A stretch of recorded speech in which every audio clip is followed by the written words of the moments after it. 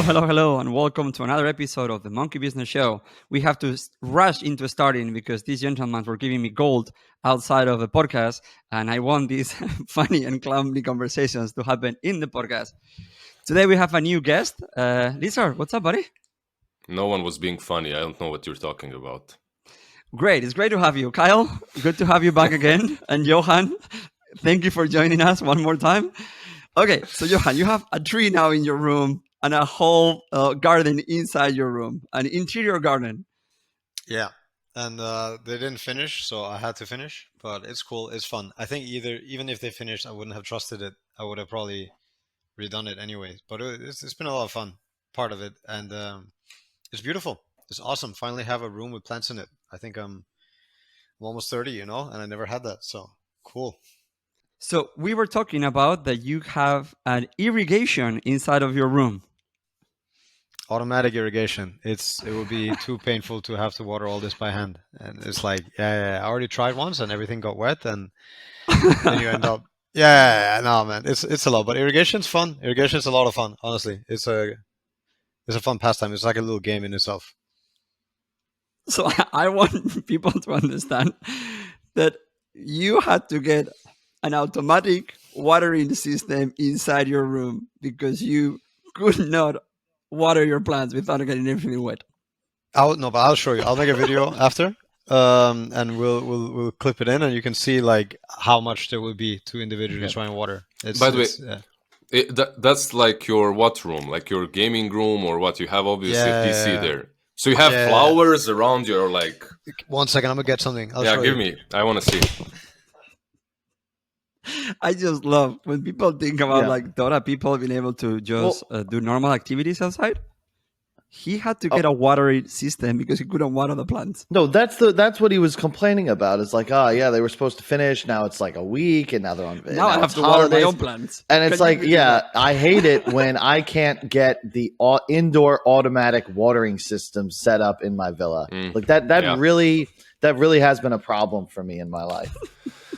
Yeah, it's usually a young, like 18-year-old Slavic boy doing it for him, running around watering the plants. But you're way older than 18. You're not that far off. All right, I have to charge it, but I'll turn on the lights. I'll turn on the lights after. You'll see, like they install all kinds of things here, and I have a ladder. So I invited Lizzard to the podcast because I actually met him 2 days ago in LA. I have never met him before. We went out for lunch. In LA? He's back home now. Oh. So just to continue, sorry, Kyle, on his moon landing conspiracy. On my flight back from LA, I was sitting next to a space dam engineer, and I asked him about it. Moon landing is real. It happened. He confirmed it. Okay. It would have been harder. Shout out to Joe from Honeywell. There. Oh, that guy. He sits in the room too with It would be harder. It would have been harder to the tech wasn't there to fake the video, like the way it was shot. So it was actually easier to go to the moon than fake the video in that manner. But Lizzard, to clarify, invited himself onto the podcast, and he's a little taller than Jay. He's pretty buff. So I think he might have intimidated him into the invitation. He's like, bro, it's been 40 episodes, nothing. And then he got a little offended. He started, and now he's here. You guys know Garrett, right? Of course. Like he was working in Join Dota. The way I started casting, he came to my stream. And I told him, dude, I'm going to kill you if you don't invite me to cast. I'm going to mess you up. That's literally how... He still has the clip. So... Threaten your way to a career. Yeah. Got to take matters into your own hands. Enemy's middle tower. By the way, Garrett, when are you going to call me to cast with you something, huh? You don't like my Slavic accent, is that it? You little shit. Thought we were friends. I thought you liked me. I thought we were united in our mutual hate for Lamp. All jokes, of course. How's life in LA then? So, he went back home, but life in LA was good. We went for lunch, and we waited 1 hour between the first dish and the second dish. So we had pretty time to digest it. It was 3 hours. I think it was because we got we split like a menu, like where they just give you a bunch of stuff. So we ordered spaghetti. We did. Like they must have been. We didn't get anything noodles. fancier, Yeah, They were handmade noodles. So it's like, oh, that's fun. Like I really like, Italian food, handmade noodles, good stuff. They gave us the appetizers like 5 minutes in, and then it was legit. It was an hour and 11 minutes before we got any pasta. Like, what's going on? Did you ever go and watch like those ASMR videos in which there's a chef making a steak in front, like a good steak that's $200? I think that was the point. We sat outside. We needed to sit inside and actually watch them. Go through the process. Oh, okay. Yeah. And not only this was bad enough, but the waitress just decided just to make fun of me that for was the next hilarious. hour and 15 That minutes was hilarious. for no reason. Make fun of you. Oh my god. Oh man, I remember that. Huh? What? Would you make fun I of don't know Jay? why she was doing it. Yeah, the whole time, non-stop. Because I was laughing. So Jay was getting a little ornery, okay? And I'm a pretty easygoing guy. It's never like staff's I don't have fault. 3 hours to sit I on had the shit to do restaurant. too, but like life goes on. Sometimes you get unexpected delays, and I was just having fun. And Jay would be like, we're ready for the next one, whatever. And she would hit him with something like, "Oh, you are? Oh, thank you for clarifying." Just something. I think she said something like, "Is that up to your standards?" After we ate like the second or third one, and me and Lizzard are just dying laughing. Yeah. And she was having her own like stand-up. Wait, you guys went for several main courses? Is that what you did at the same place? So it was like a tasting menu, and they would give you like a little bit of tomato meat pasta, and a little bit of carbonara pasta. So it was coming out one at a time, and between that, she was just giving me the comedy show that I didn't pay for, So yeah, we enjoyed it though. This was good. Something because Jay's always asking for more water, so she's just making sure he's hydrated. Like fill up his cup and be like, I just want to be sure you got enough H2O. Is that all right with you? Is that right with you? yeah. So it was lovely. Oh, it was so good. It was so good. So let's talk about this. So Lisa, this was the first time that you were in America, and you came here for the Arlington Major, right? Yes, that's true. How was it? Correct. Tell me a little bit more. How was the major from your point of view? It was good. Kyle knows. Like for me, it's as long as there's decent food. Like I'm easy to satisfy. It's not that hard. It's not that hard at all. So the major was okay. We had the crowd there. The crowd was wild. Crowd was great. At the same time, though, they had to go through some problems, right? Like the crowd actually had to watch the screen that was extremely small. So maybe that's one of the things that wasn't that great. I hear that some people in the back rows were having earache as well. The sound balance wasn't great. Yeah. But, okay. Yeah, but that's unfortunate. Yeah. I don't know. How did you get? Because I obviously wasn't able to watch. How did it look on like Twitch and everything, the production and all the things? How was I? Was I hot? Was it good enough? You're always hot. You carry. Do I need to work out more? How you keep pointing to different sides during the podcast, during the show? Yeah, like I'm just trying. I love the lights. I'm sorry, I need to look a little bit better next to Fly. It's just you can talk about the Chen. Okay. I'm just gonna. It's a who's little stronger bit now, distracting. So the thing about Chen, as somebody who's level Hey, what? on Chen, All right. I know a thing or two about this hero. So yeah, I'm actually just adjusting the lights here. There's a knob. That's all. So the show from far away also looked, let's say, on the cheaper side, Okay. Yeah. But the crowd was amazing. I thought actually the crowd was amazing, and we were talking about it that the crowd was a little bit older than we expected. There was a lot of older people like on their 30s. That obviously you have to have the money to go there, So I really really love the crowd. Boomers, which makes sense, right? It's in the US, if nothing else. Like people that are gonna travel, they're a bit older. So yeah. Well, the thing is now it's just millennials, but we're becoming the boomers. Slowly but surely.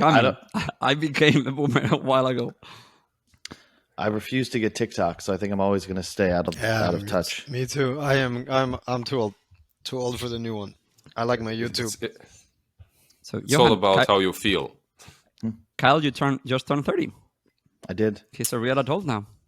Yep. Happy death. It wasn't. It's death at 30, right? No, supposedly my grandparents and my parents tell me the 30s are like your best decade. Like 30s and 40s are the good years. So I think so to enjoy them. I think so too. Yeah. 20 is just when you're learning. Yeah, 20s had a lot of discovery. I have to say though, there's a lot of this mortality kicking in. You know, like you actually start to question some other things when you get 30 too. So Yeah, you think about death, exactly, and getting old. entropy. I think when I was in like my 20s, I thought like, well, by the time it's 30, I'll have shit figured out. No. And now you're thinking, well, by the time I'm 37, think about it. I'm 37. Look at where you are right now. By the time you are my age, you will for sure have shit figured out, right? Is that what you guys think? Of course. No. Yeah. Of course. I think the idea of having it all figured out is kind of an illusion. I think that the main difference for me was I have a very hard time seeing myself as an adult. And I'm 30 now. So maybe I'm not comfortable with the idea, but I'm old enough that I can pretend and it comes across authentically because I'm 30, I'm a grown up now. I'm a full-fledged adult. When my dad was my age, he had 4 kids. What in the hell? And I am not anywhere closer to like knowing who I am or what I want out of life necessarily, but I have a much better idea. And I think that I'm being a lot more intentional about the direction that I'm going in my like personal and professional growth. So like the 20s are kind of more like, phew, what the hell's going on? Oh, sure, I'll live out of a suitcase. Oh, I'll play a video game. I don't want to work at a bar. Like being this age, I think you just have to be able to, a bit more about the games, and what you should be doing, or at least what you think you should be doing. I love the cultural differences here, because if you're Slavic, you get a wife and that's it. She makes you mature enough. You don't get the choice here, Kyle. Look at him thinking. He's thinking like, what's my purpose in life? What do I do? It's not like that here. Have one purpose. The wife gives you the purpose, Well, I will say that there is a lot of similarities, not only in Dota players, but on other people that have committed their 20s to a different adventure. Because in many ways, your growth in many other aspects of life has been staggered because of the incredible amount of commitment that you guys put on this game. So now, Kyle, you're going at 30 through what some people go in the early 20s, in some stages. In other stages, you're very developed. And I think Johan has the same thing, and me making movies is the same thing. I had nothing in my mind besides movies. Yep. So I had a really interesting conversation because I was hanging out with the Ukrainians and Marple and her husband in Arlington, and I had a conversation with no one because he was asking me like, hey, like what's after this? How did you find like the next thing? And I'm like, man, I have no idea. This? What's in the after Dota, Kyle? Like, what the fuck? What do you mean? Kyle the Sage, with his I'm in white the wise beard. mentor role, and I'm just like, man, I have no idea. But I'll tell you, you got to have like something. I think that no, just ask Seb. You're fine as long as Valve keeps the door open. I think you're fine. You can just fucking play casually now. Like, just do that. Yeah, but I get it. I mean, I'm so sick of Dota. Like, I just can't play. I've put like 20-something thousand hours into it, probably more. I put like 20,000 hours into Han. It's like I look at that and I think, how? Like, I'm ready for a new adventure. Like, let's go. But I don't know what to tell them. Because I think it's a different conversation if you're successful or if you aren't successful. Because a lot of people that leave Dota. And they've got like, maybe they won like $100,000 over 3 years. That's a different situation. No one, no tail. I look at the prize money. I can do the math. I'm like, all right, you guys have enough cash that you could float yourself for a while. You could start some business you wanted. But it's like the problem is in Dota, it's like a closed loop. So your decision making is primarily like, what role do I play? What teammates would I like? What heroes do I specialize in? Whereas if you approach life with the same mentality, like, how do I win this? How do I optimize? It's like, well, fuck me. You could make a construction company. You could open a restaurant. You could put all your money in Dogecoin. Like, who knows? You got to just figure it out. And that can be really daunting to people, I think. It is to me, honestly. I don't think that we're that special, like this group of Dota people. I think it's anyone that doesn't have a chance to grow in his business, right? And once he's, like, if he works for if he has a particular set of skills, and he loses the job there, or the company shuts down, or the whole industry shuts down, you're kind of cocked the same, right? Like, it's all the same thing. The only difference is like a small cultural difference once again. Like here, I feel like we don't have as much choice, right? Like in the Eastern Europe, like you don't get to think about these things. Maybe that's a good thing for us too. Yeah. Like I'm walking down in the US, I'm walking down the streets. There's a ton of crazies. Like in LA, there's a ton of crazies when you walk down the streets. You don't see those guys in Ukraine or Bosnia, man. If you're crazy, you go outside, you'll freeze to death. Like you don't get the choice to be that way, you know. Either someone has to take care of you, or you have to figure your stuff out. Like, oh, that's definitely something that's also cultural. And one of the things I loved about Ukraine, I think there's a lot more. That is cold, and the crazies they can't go outside.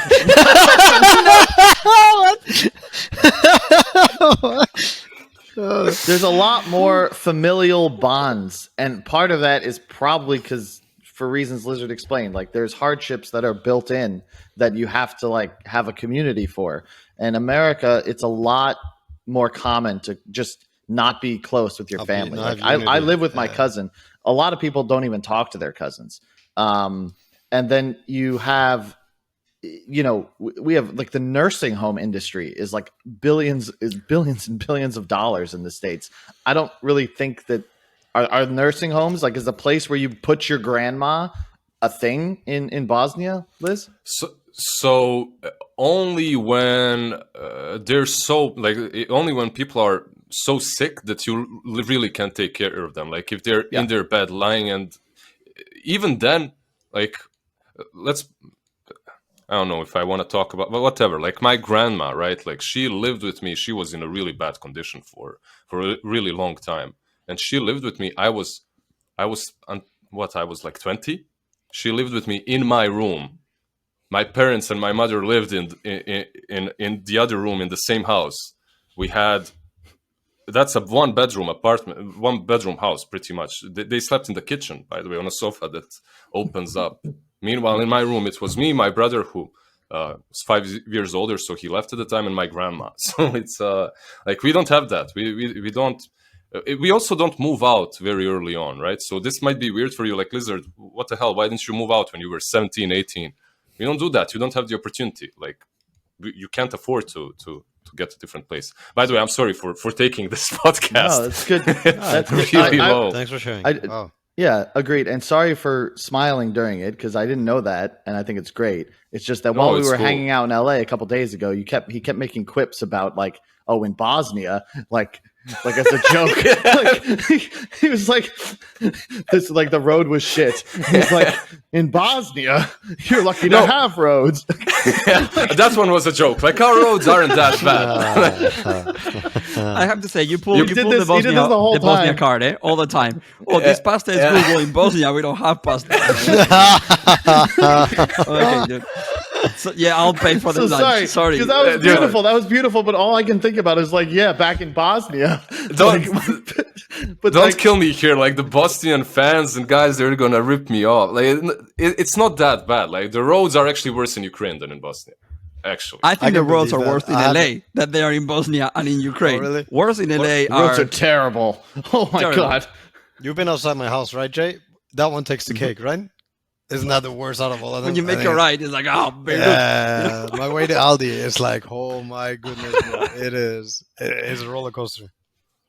Tell me a little bit more about you. Like, you're from Bosnia. Where have you lived? Like, I don't know. Tell me a little bit more about your life. I'm from Bosnia. I lived there like until I was, until I pretty much started doing this, right? Until I started being a talent.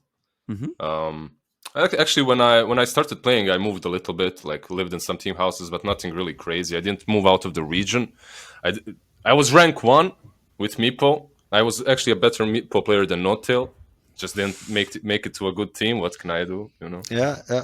1-on-1 meet. Come on, 1-on-1. Team bad, team not Let's good, go. team shit. Let's go. Meepo. I see the new Meepo, by the way. Speaking of that, I think it's interesting now. Yeah. So, someone had a talk about this Instant new Meepo. dig. Yeah, someone Instant dig had. doesn't seem fair. Someone had this idea, you know, and he presented it as maybe instant dig could save this hero. Maybe it can happen. Maybe it will make it broken. Maybe it will make it broken as well. We'll see. Yeah, let's see. I think all the cleavers are dead and stuff. Let's see. Yeah. But yeah, you were saying. Sorry, you. No, time to grind MMR again. That's it. No way. But no, like I lived in Bosnia, then moved to Ukraine. I met my ex-girlfriend there, lived with her for a couple of years, spent COVID there as well, just like Kyle. Pretty much our stories are. So basically, when I met Kyle, like he gave me inspiration for this. When I met Kyle in Kiev, for the first time, we were eating, and while we were eating, he's being Kyle. He's like dancing, enjoying himself there. Oh, this food is so good, man. Like some other bad impression of Kyle like that. And he tells me, why don't we move here? Like, why don't we come to Kiev? And we planned it there, but we didn't really move together. We kind of moved one at a time. I moved maybe a little bit before him because I found my girlfriend before. In a way, Kyle, like when it comes to mentality and the way people are there, like I believe Kyle will agree. We share the same fate. I fucking love Ukraine, to be clear. Like I'm kind of blessed. I'm working with a bunch of Ukrainians and I really enjoyed my time there. But one of the best lines, just as an example of like what I would say is the spirit of, and we're really getting dark, but at the Dubai LAN was maybe 2 or 3 days into the war. And one of my colleagues and I were talking about it and like the prospects and like how this would affect like our homes and like I have no family there, but a lot of the guys did. And he said, Ukraine will win this war because Ukrainians will defend their homeland until the last man.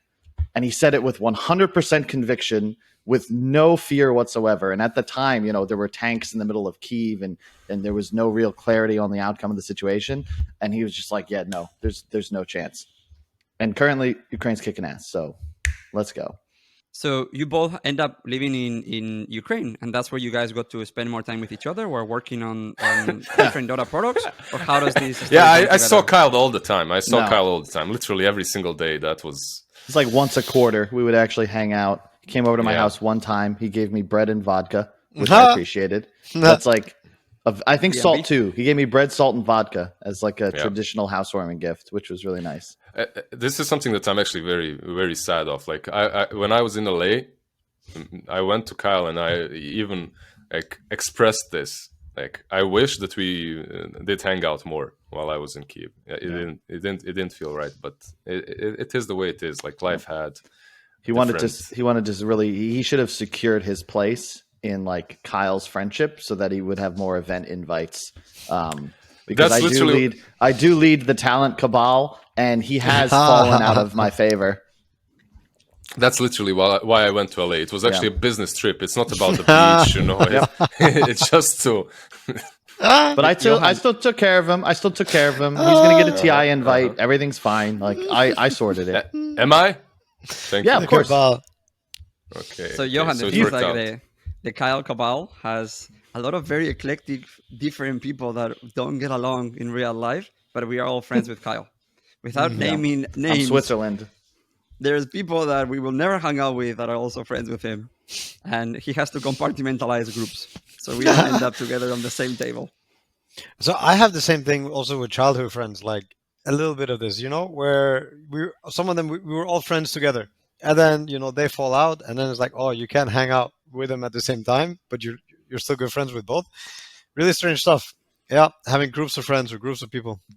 I've definitely been in let's just say I think there have been 4 times in my life when I think betrayed is like a really strong word, but like injustice befell me. Real injustice. Okay. So and befell me. There you go. You see big words.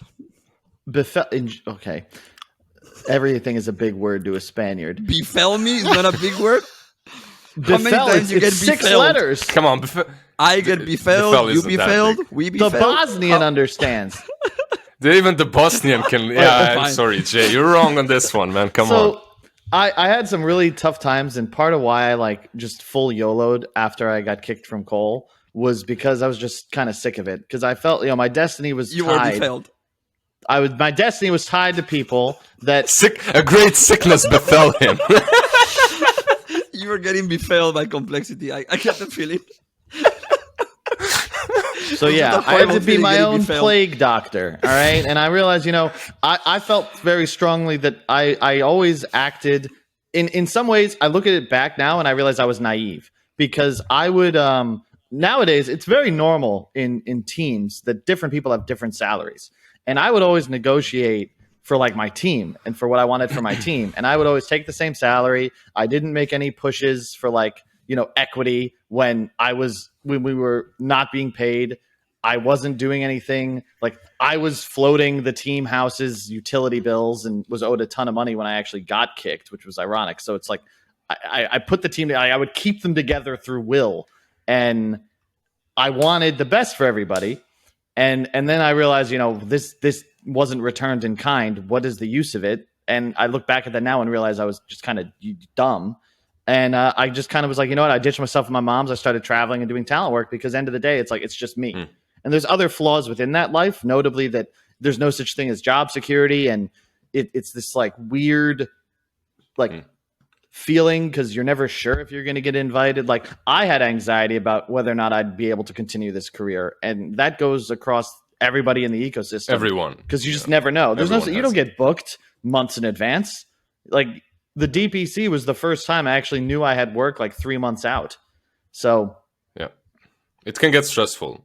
I had to come to a point like this peace of mind in which I tell myself, whatever happens, happens. Like if I get it, I get it. If not, then you really have to like think that way. If you don't, like you're just gonna be stressful 24/7, and it's gonna affect the way you work too. So you kind of have to meditate on it in a way, By the way, those people, Kyle, would you cut them out or not? Which ones? The one that befell you. There's a good line from I don't remember who it was. It was either 50 or it says basically I still want to see you eat, just not at my table.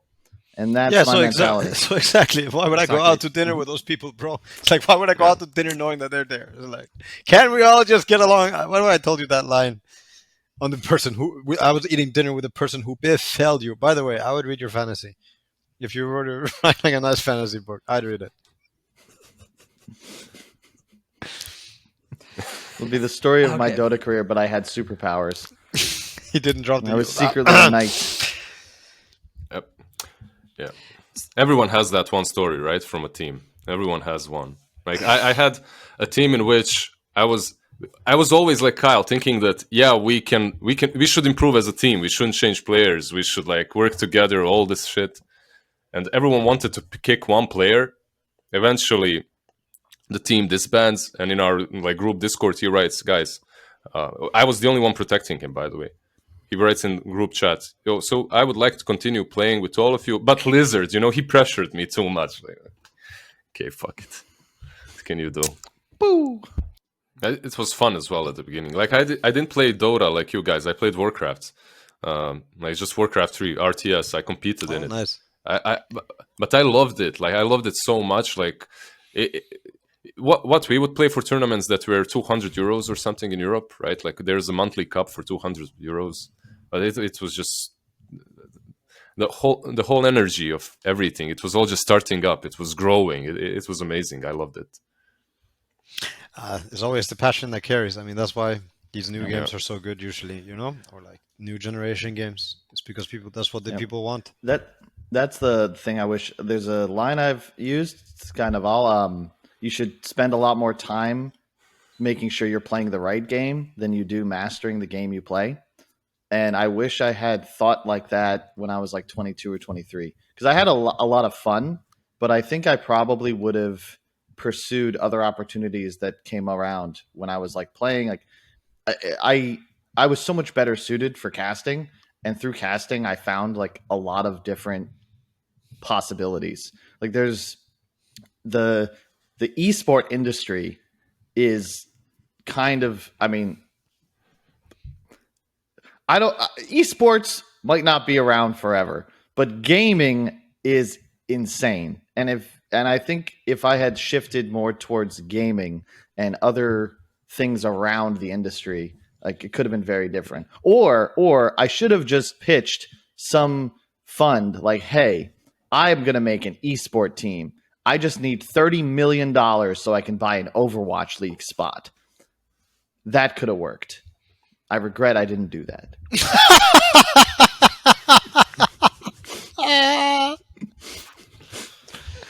I don't know how to save this one anymore. I'm done. You guys take it whatever you want. I've tried to get you guys on track. That worked 12 times. There were 12 people who were able to do that. Excuse me, sir. I would like $30 million so that I can join the Overwatch League. Kyle, and then they did it all over again. I won $30 million to join the Call of Duty League for 20,000 views, you know? So, with the same company. But this time it's for sure going to work, eh? The first time didn't work, but the second one, this is the right one, you know? It goes against my core philosophy is, and this is content is king. You've got to be content driven. And I think it's the same mentality when you think about who you are as a person, right? It doesn't matter like what car you drive or what your profession is. Your content is like what's in here. You know, who am I as a person? And that's what you should strive to improve and what should drive you. And the same goes when I approach like anything that I'm doing, whether it's like building a broadcast, making a show, or even like playing Dota. What matters, truth, at the end of the day, in a Dota team, it's do you win? Is your content good? Same goes for anything else that you're doing in life. And end of the day, you cannot force an esports circuit. This is just kind of common sense. Like, yes, if this game is successful and blows up and has hundreds of millions of players, this will work. But you can't force that because you have a professional esport league. It's got to grow. I'll tell you a story for us. So when I pitched to Johan and Seb different games, I think Johan always gives me a very, very interesting insight, which is the game good enough to survive? And is the game fun enough to keep on playing over and over and over? Because at the end of the day, the esports will only survive if the game itself is popular. And obviously, I don't have that expertise, you know? Obviously, what else is going to bring in money except people? Like, if people are not playing and enjoying, where's the money going to come from? Where's the interest going to come from? It's like, poof. It's like, no. But, when you guys are considering games, like, how long term are you thinking? Because let's say when I was playing Warcraft, I was like 13, right? And even as 13, I looked at it and I thought, yeah, this isn't gonna last. This is gonna be next couple of years, and that's it. Why would I pour so much energy into it? I'd better be doing anything else. So yeah, how can you evaluate that part? Because Dota obviously proved me wrong. Like Dota, I didn't even think it's gonna take off. Naturally, right? Like a natural response to having a good product, a good game is like, oh my God, how do we do it good? How do we do it better? Maybe somebody did it before. Like Riot and Valve obviously made successful tournaments, a successful competitive esports scene, whatever you want to grade like your success on. It worked for the viewers. And that's what you really like at the end of the day try to achieve as the company, right? Like you got a lot of viewers, you monetize. The game had a good story. The game was good, and they did it as a company, and they're sitting in full control. I don't know what they were smoking at Blizzard, but it wasn't as good as what they were smoking in the other companies, because obviously, like, you should not have trusted that company. Like that company went down spiral, left, right, center, in all directions with everything. So I don't think Warcraft was necessarily a bad gamble. It seemed like the people who were working on that game at least knew stuff about making a good game. Like. But then there's more to it. The patches, the patches were coming out, but how can you tell? Like, if you don't know the company, you're not like. And it goes up and down. I mean, there are factors that are probably impossible to calculate, right? But then there are probably factors you can look at, which are like obvious. I don't know if you played H1C1, but it became very obvious, very quick that developers in that game did not give a fuck, but they had a great product, and people were hopeful, and people were dreaming, and people were saying, it's going to be the new shit, it's going to be the best. And that's like the new Star Wars stuff, whatever it is, whatever it's going to be, the Star Wars fans, at least, I mean, there's some that hate whatever comes out, but then there are some that just love it no matter what and dream about things and whatever. They're blind to it,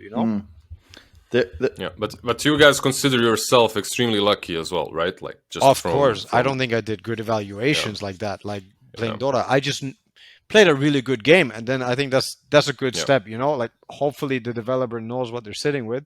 I think a natural response is making at least a semi-successful esports scene. Like that's probably a natural course, but you never know, I think. There's a good what's his face? This guy Aris made this joke because he was playing some game. He's like, there's like some game 15 years ago where it's very similar. He's like, I like this. I want games to go backwards. That was fun. I see what's ahead. I see, streamers spending $25,000 to buy better gems. Like, let's go back when games were fun and not meant to be like incredibly hyper monetized to get tens of thousands of dollars. Remember when you just buy a game and you would just play the shit out of that game? From my side, I'll talk to the business side because I think that you guys are completely accurate on this. I think games have shifted the purpose. At one point, the purpose of a company was, how do I make the best game possible? That was it. Yep. And then how do I give a game that is so freaking good that I can have another sequel and another one in a few years, and I create a world. Right now, when you look at games, you're like, how can I monetize? How do I get money from these people's pocket into my account? And the way to do it is not by actually making a perfect game anymore. It's by making a game that requires you to continue paying in pursuit of perfection. Yeah. Because the game is not perfect anymore. What happened with the project, Dota 2 project, I think was maybe also a little more unique. Like, you had a huge company backing it, so you're also able to make it free to play. If I want to make a good game, if the four of us want to make a good game, we can't do that. Like, we're going to have to make first pay, but then, you take that risk. But yeah, I think it will pay off if you create a great product. I think more or less it always will, like if you make a truly great product. You can always start a Kickstarter, right? And then make the game forever. For like 50 years, it's in creation, you take the money and that's it. By the way, what do you think? So basically, where I'm coming from as well, the developers that were working on Warcraft 3 are right now making a new game too, a new RTS. And when I look at that, I'm like, this is bound to fail from my perspective, because it's not only about monetizing the game. They can do that whatever way they want to. It's about new generations. Like when we got a bit older, like when you go outside, when you see the kids, like no one was at their PCs any longer. It's only the mobile phones, right? And it's getting easier and easier. I think people don't even want to play the mobile games now. They just want to watch or... Well, I don't know. I'm not sure I'm going to play till I'm old. I know that. I'm going to definitely play games till I'm old. Yeah. So I think I also want to have games that are, with that in mind also. So it's not whatever it is a 12-year-old want to play. I do think quite quickly you can change demographic, especially at that age, right? Some people also like Dota when they're 12 and 13, maybe less. Look, you're going to play it, but you're also... like, because of your position in life, right? Like, you're blessed with the opportunity and time to play. People that are our age, that are growing, that like have full-time jobs, that have kids, that have real life, that's kind of more difficult, let's put it that way, than mine, than Kyle's, than yours. And maybe they won't have that as much time. And even if they do, it's a generation that's slowly dying off, right? The new kids aren't going to play it. It depends on also where you're from. Where's the growth, I guess? Yeah, where's the growth? That depends. If you have a great game, the growth will come. And actually, a great game, of course, there's a demographic, like you're saying, is worth keeping in mind. But if video games are here to stay and people of many ages play it, I think you have ample enough opportunity. I don't know what people would be aiming for. If you need to be bigger than League of Legends, it's really hard. It's really hard. Like, then you set the bar really high. So that's what's really interesting. So I wonder if, will games kind of go the same way as music when you categorize them? So as an example, my dad's been listening to classic rock his entire life. And my gaming age, it started with StarCraft and Warcraft, but I was a gamer in the age of MOBA. We had like a solid decade or so. I think right now we're in the Battle Royale era. And with a side of, I don't know if you guys play different games on Steam, but I play a bunch of different games. A bunch of different games are still coming out. They're not competitive esports, but they're still video games. Single player experience games, roguelites, base building, deck building. I play all of those monthly basis. I was aiming more towards esports. Like, perhaps that's where we misunderstood each other. I was aiming towards esports and like games like Dota, like Warcraft 3 that had like a pretty competitive StarCraft as well that died out very quickly. So it's also how you do it and how you approach it, because Dota also became competitive before it became really monetized, right? People were kind of doing it for free, like Dota All-Stars.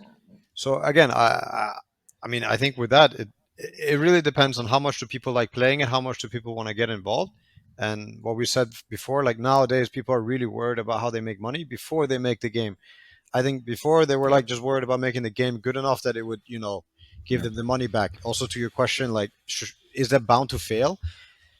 It depends on the story, really, because if it's four guys or if it's the group of people who made that Warcraft 3, if they're making it in the same spirit, I could say they're coming with maybe more experience than ever, but if they come with the same passion, I could tell the passion that went into Warcraft 3. That's love. That's not money. That's not people working on making games for money. This is fucking so much more. This is real passion, like real creativity, real art. The same thing with Ice Rock. Old as fuck. I don't feel like, maybe I'm aging with him, but I don't feel like he's been working on the game at least as much past couple of years, but I think he's the reason why Dota has been what it is as well. Like through thick and thin, I think he's the reason why when things got hard, like Dota stayed, is because the game was so good. Whoever's taking charge, whoever's doing it, deserves so much credit, in my opinion. Again, I don't think that's so much about money. Sure, Valve is a great company, but I think that's pure passion. So whether or not that game will fail, I think it depends a lot on that. Why are they doing it? Is it a quick cash and grab, or is it really they have that passion they have to get out? Yep. It's a shame because I agree 100%, but as I've gotten older, I've become a bit more jaded. And I look back at like this idea of like, oh, well, this game was just fantastic because they loved it. So, it was made by somebody who wasn't really trying to optimize the money. It's like, well, now it's like, man, isn't that kind of dumb? Isn't a real game the accumulation of wealth and capital? Isn't that our objective in all things? It's like this weird... That's very hard for me because I think that if you want to just accumulate wealth, you can do a million different things, I think that is, in a way, why my passion for games. So I study art in university. I have a master's in fine arts. And I have made a living out of learning how to monetize art and how to monetize media and how to monetize brand. But there's still a purpose of the brand and the media that has to be about more than just making money. If your whole purpose of making a business is making money and that's it, then I think the audience is going to smell it. And the audience... I think we're just coming from... It's like, this is shit, It smells like shit, tastes like shit, it must be shit. The problem... Like, you're... Sorry, just the problem is, like, ultimately, for you to get buy-in, you have to also be able to demonstrate how simple, like, things like paying your employees fairly or provoking passion and rewarding it and responding to it is also best in the long-term interests of the product. Kyle, I'll help you put it into words. Before, most games that didn't hit were massive failures. Massive. And they would lose millions and millions and millions of dollars.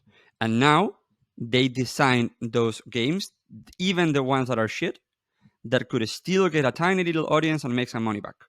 Because they are by design, You have to contribute monetarily with it. Think about it in the same way that movies, If a movie hits, then everybody knows about it. Those are the ones that you guys go to cinemas and all that. And if a movie doesn't hit, you guys never hear about it and they just lose $100 million. Making video games was extremely, extremely risky at one point. And it still is, in a way. Like we said, if you have a company like Valve behind you, backing you with money, you actually have a chance to make a good game which will ultimately lead you into be able to make more profits. If you don't have money behind, even with the best interest at heart, you might still make shit. So I think it's just more the same thing again is there are more, the Valve eats more of the market share, than before. So therefore... I really don't think it's easy. Like, look at Underlords, look at Artifact. Even though you have the backing, even though you have this, like, you need to have, and maybe even if you have the passion, you actually need to have something extra. And I think there are many factors. Lizzard was saying before about like an older generation. I think it's also true. I mean, to a lot of sense, I wish it was the same in politics, that young kids are the ones who are then also involved in the next thing. Because, when I was 20, I was ready to flip the school system or adapt or change something, But as you get older, you also can get more with, lose touch with the younger generation. I recognize that as I'm now here, and I recognize that from when I'm there. So maybe to also make a good game, it is important to, like, at least if you're going for the demographic that is also young people, maybe an experienced crew like we do in Dota should work with younger people or people with passion and talent, and that comes from a newer place. I don't know. It could also be true for video game making. I mean, in a way, we do it in OG. We have a lot of very, very, very young people telling me how they see the world, because otherwise, Otherwise, what kind of a world is this? Yeah. A 37-year-old playing video games? Some of these things you can't recreate. Let me just praise WePlay. like and how they did the events before, and how many memes you had like during the events, right? Like these small little bits and pieces. Like you don't perhaps you notice the big deal, right? Like you notice this big arena, you notice the Omega League where we were all dressed like whatever the hell Romans and stuff, but also this crew that had so much passion, like all of them behind. I don't know them all by name, but these Ukrainians that would just put some dolphin on or some meme, zoom into your face, put a toast over your face, like these kind of things. Like, there's a ton of passion. I will say that is something I love about We Play Esports. One of the premier production companies on the planet. Shut up, Kyle. Shut up. Yeah. And Johan, I went to WePlay and this was in the wall. I don't know if you see it or not. No, it's really weird. Okay, well, it's a photo of a team that is called Sebastian, Thompson, Johan, Anna, and Jerax with an EG flag. Oh, that's funny. It's at the wall. It's on the wall, by the way. That's funny. That's funny. That's really funny. No, but so again, it goes to there when the mind gets also that loose and you're truly like doing something out of pure passion. I see it better now. When you're let go of like that fear, like financial security or worry about the future or whatever it is, if you get into that groove, doing what you love doing, that's also how I think that's how only way I think people get close to their potential, close to perfection, whatever, is when we can actually work well. And you see that everywhere. It goes everywhere. It goes in the kitchen. It goes on the farm. It goes in competitive video games and in anything. That's how humans work. I'm convinced of it. Yep, you gotta stoke the passion and inflame it and find a way to harness it, and so that all the incentives align. Because at the end of the day, you want to be doing things, and you want people you're working with to do things they want to do and enjoy. Yeah. If it feels like work, of course it's going to be shit. Because no one wants safe, to do work. They should feel appreciated, and they should feel like they're wanted, and today is going to be fun, because otherwise, like, what the fuck? You can spend all your life alone, like dodge people, but no, it can be nice, and it should be nice, and you shouldn't be worried about your safety, financially, psychologically, whatever. You should be free, and enabled, happy. We all have a bias, though, from where we're coming from and what we've done in life and the success story, right? But there's a lot of people as well that went with their passion, with their heart, with their soul, and it didn't work out. LA is full of those people. Yeah, I mean, in Dota itself, like, look, we're all 30. There's like we're talking about these success stories, where there's Kyle, you're a success, N0tails as well, me with talent work, more or less. I consider it a success, right? But there's guys that have been in these tier 2, tier 3 teams that are now 30. They don't have any outside skills. They went with the passion. They went with the heart. There's a lot of luck as well. Like, even if you go with heart, if you go with passion, that doesn't necessarily mean you're gonna be a success story. That doesn't necessarily mean you're gonna do the thing to the perfection. And even if you do, you need a ton of luck for everything to work out. I've always done the same test for myself. So I didn't come back to play. I did this exercise. It's like, all right, if I had to live in my car and shower at the Y for 3 years, but if I did that, I would be a TI champion and I'd win all this money. Would I do it? And I wouldn't, because I didn't want to do it bad enough. I didn't care enough about that outcome anymore for it to be something I would sacrifice my life to do. And that's how I feel, is that if you're truly, truly invested in something, it's like you can't live without doing this. And ultimately, there's a lot of artists that didn't become successful until like much, much, much later into their careers than sane people, than normal people would have done it for. Like Bukowski is probably the best example.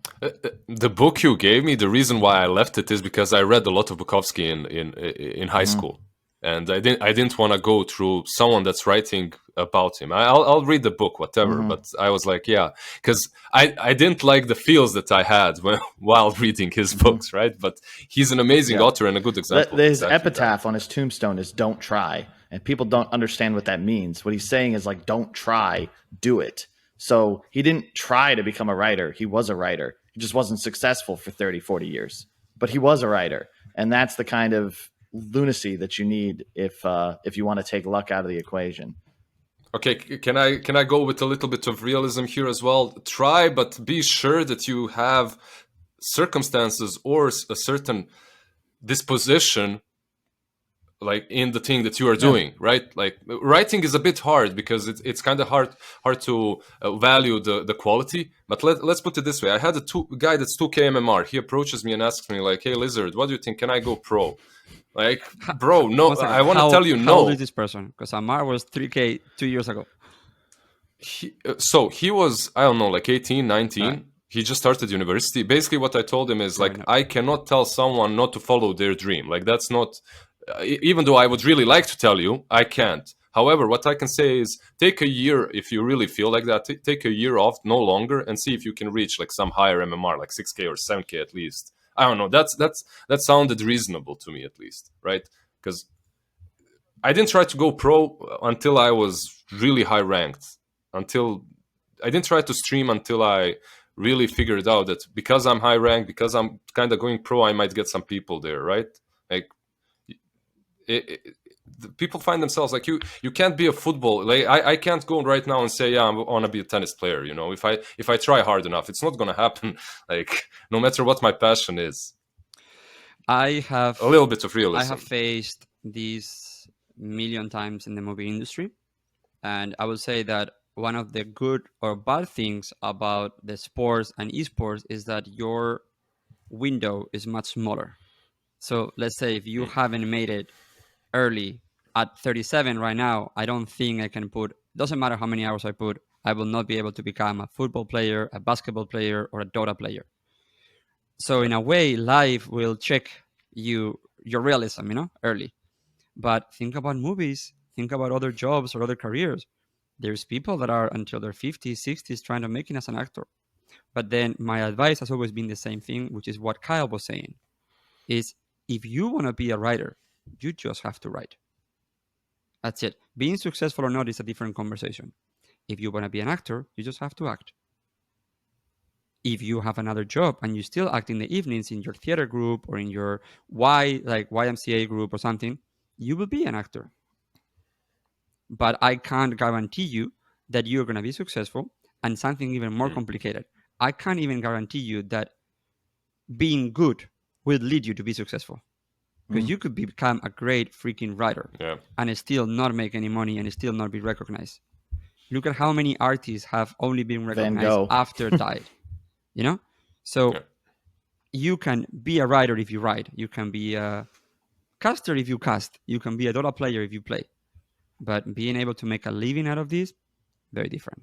Very, very different. And then there's the other side of the coin. I think it's a carry line. I wish everybody could grow up and get everything they ever wanted, so they realized it wasn't everything, or it was rich and famous. Like the big game is about your own internal monologue and what you think of yourself.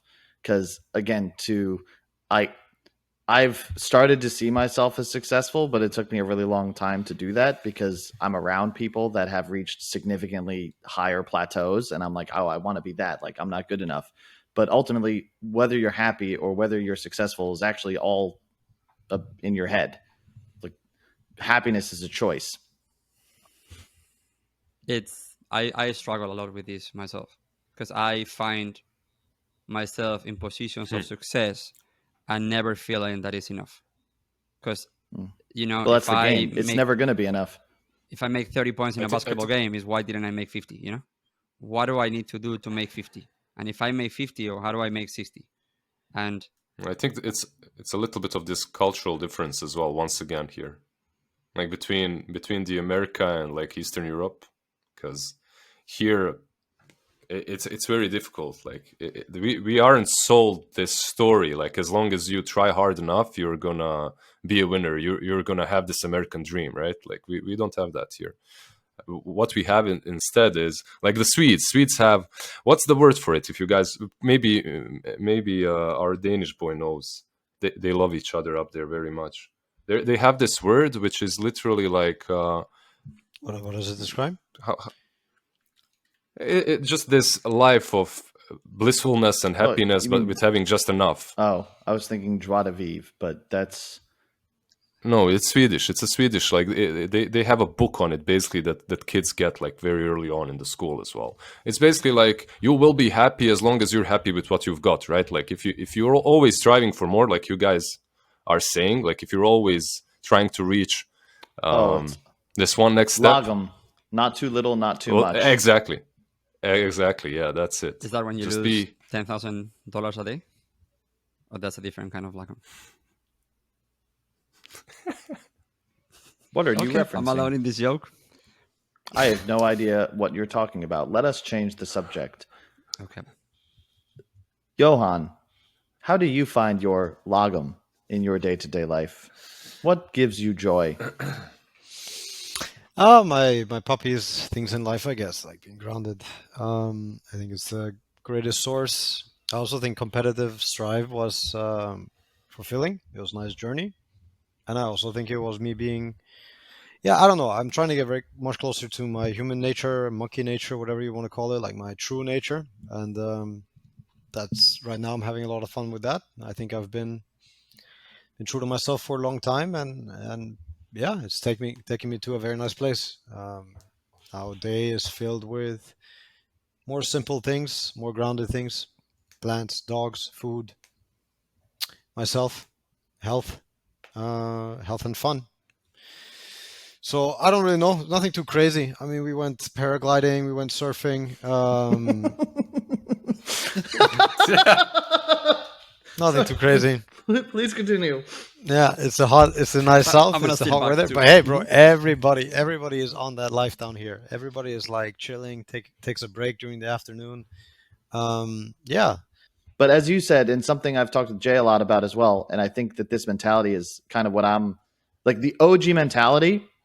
When I was talking to Seb and he was like, when I was considering coming on board, like that's something I already buy into. Like it's the process that counts.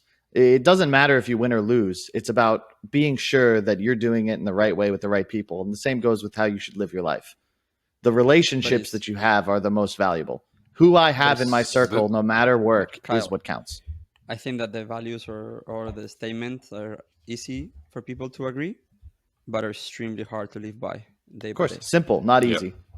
So hard. Like I didn't live by that. Like I definitely, since becoming a talent, I lived with it maybe for a year, and then suddenly it all became about let's just fucking get this new job. Let's get it over with. Let's get the money. Like I stopped really enjoying it. Partly because of, 100% because of me, but also the circumstances around me just kind of forced me into that way of thinking. Well, it definitely negatively impacted my relationships as well. And it's one of the key reasons I'm glad I'm not a talent anymore, though I did love it, because you have to represent, like Rich is a great way of putting it, because he says like, to succeed as a talent, like you have to be able to separate yourself from who you are as a brand. So there's Kyle, and the Kyle on screen is virtually identical to how I am in person, but that feedback that person gets they're not saying you're a shit person. They just maybe don't like your product. So the problem is that you're putting yourself into this brand and you're giving your energy and your positivity. And even if it was a really shitty day and you're having family issues, or you maybe just woke up feeling sad, you have to be happy and excited, because that's what you're hired to do. But then you give that energy to the people, like you're being paid to give them that energy, and then you don't have as much of it to take back and try to do the same in your real life or in your real relationships. And it was the same as a Dota player. You've got to be as positive as you can around your teammates, and you spend way too much time with them, and you end up neglecting your personal ones, which ultimately are the ones that matter. Because I don't know maybe you're different, Johan, but it's quite sad because there's players I've lived with for years that I just don't talk to anymore. And it's been pretty standard that when you play with someone, you talk to them constantly. They might be your best friend and roommate, but as soon as you don't play together anymore, that's it. That's it.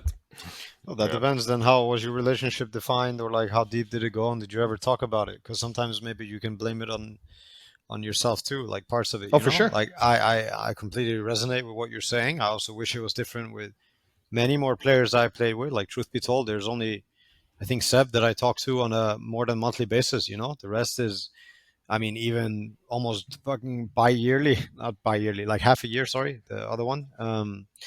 But yeah, it's super rare sometimes, and I wish those relationships maybe got a bit deeper. But at the same time, I also think a lot of these is okay that they were professional while personal, and then once you remove the professional, it also gets less personal. At least I'm okay with drawing that line for a lot of them.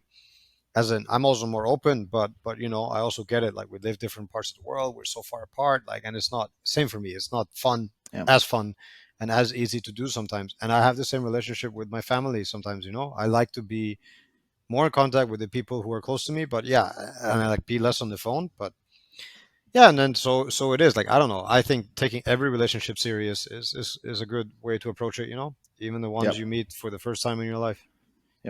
And that's something that part of why I love Talon is because that was when I got to see my friends, because we would all work together. And there's like this running joke that, Kyle threw this event, and just because he's paying us to hang out with him was the joke at Omega League. He pays me to hang out with him. That's why we hang out together. Is it a good rate? Not as good as yours. So I've realized, and it's really cool, that I am an adult and I have, albeit limited, control over my life. If I want to maintain a relationship with somebody, I can put effort into doing that. The work be damned.